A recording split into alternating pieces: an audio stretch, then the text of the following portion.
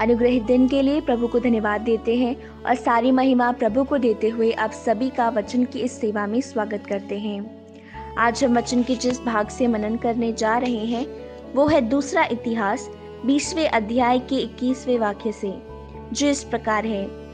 तब उसने प्रजा के साथ सम्मति करके कितनों को ठहराया जो कि पवित्रता से शोभायमान होकर हथियारबंदों के आगे आगे चलते हुए यहोवा के गीत गाए और ये कहते हुए उसकी स्तुति करे, यहोवा का धन्यवाद करो क्योंकि उसकी करुणा सदा की है।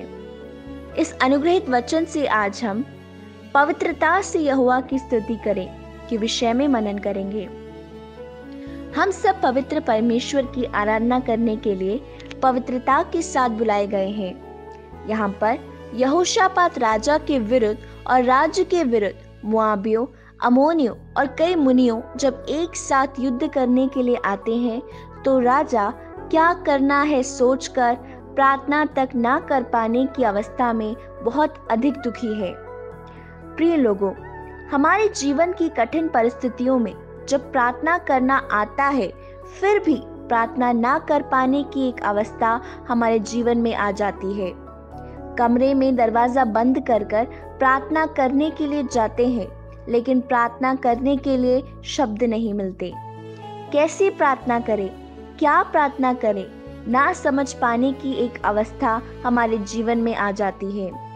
एक साथ बैठकर प्रार्थना करने के लिए मेरे साथ कोई होता तो अच्छा था, ऐसा हम सोचते हैं।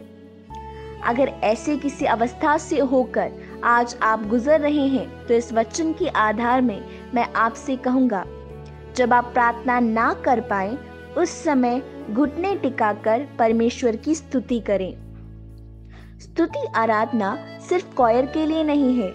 हम सब पवित्रता का वस्त्र पहने, पवित्रता के साथ सिर्फ बाहरी पवित्रता का दिखावा करने के लिए नहीं, पहने जाने वाले वस्त्र के द्वारा नहीं, परंतु अपने मन को पवित्र करते हुए, परमेश्वर के सामने अपने मन को निर्मल करते हुए यदि आप पवित्रता के साथ परमेश्वर की स्तुति कर पा रहे हैं तो प्रार्थना ना कर पाने की अवस्था में भी परमेश्वर हमारे लिए युद्ध करेगा।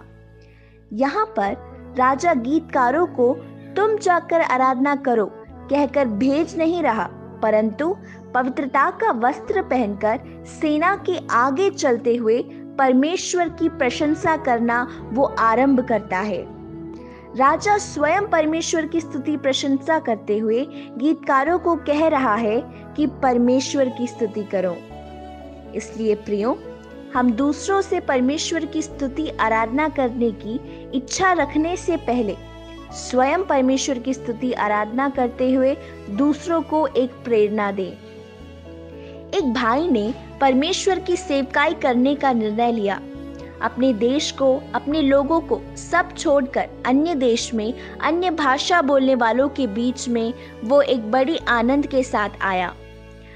प्रत्येक अवस्थाओं को और परिस्थितियों को देख वो बहुत थक गया क्योंकि वो उनकी भाषा नहीं समझ पा रहा था।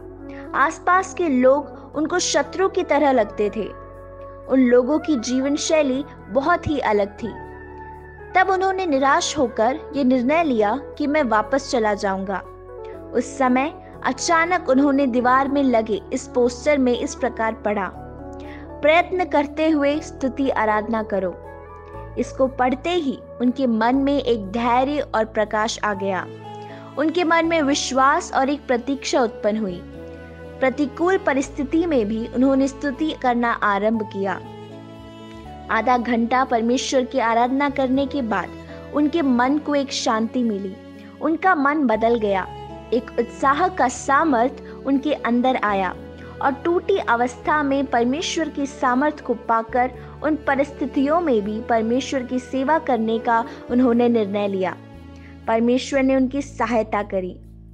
हमने जो आज वचन में पढ़ा, यदि हम उसके बाद के भागों को पढ़े तो हम ये समझ सकते हैं कि यहोशापात के विरोध में आए लोग आपस में लड़कर ही नष्ट हो गए थे।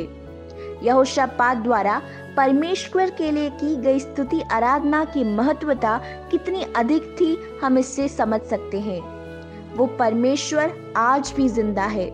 इसलिए प्रार्थना ना कर पाने की अवस्था में निराश होकर पीछे हटकर शैतान को मौका देने के लिए नहीं, परंतु स्तुति आराधना कर सर्वशक्तिमान परमेश्वर का कार्य तब आपके जीवन में प्रकट करते हुए नया बल प्राप्त कर आप नए कार्य के लिए तैयार होंगे, जो आपके लिए एक विजय का कारण बनेगा। इसलिए पवित्रता के साथ परमेश्वर की स्तुति करने वाले बने, परमेश्वर की महिमा प्रकट करने पाए। इन वचनों के द्वारा परमेश्वर आप सबको बहुतायत से आशीष दे। प्रभु की स्तुति हो। जय मसीह की।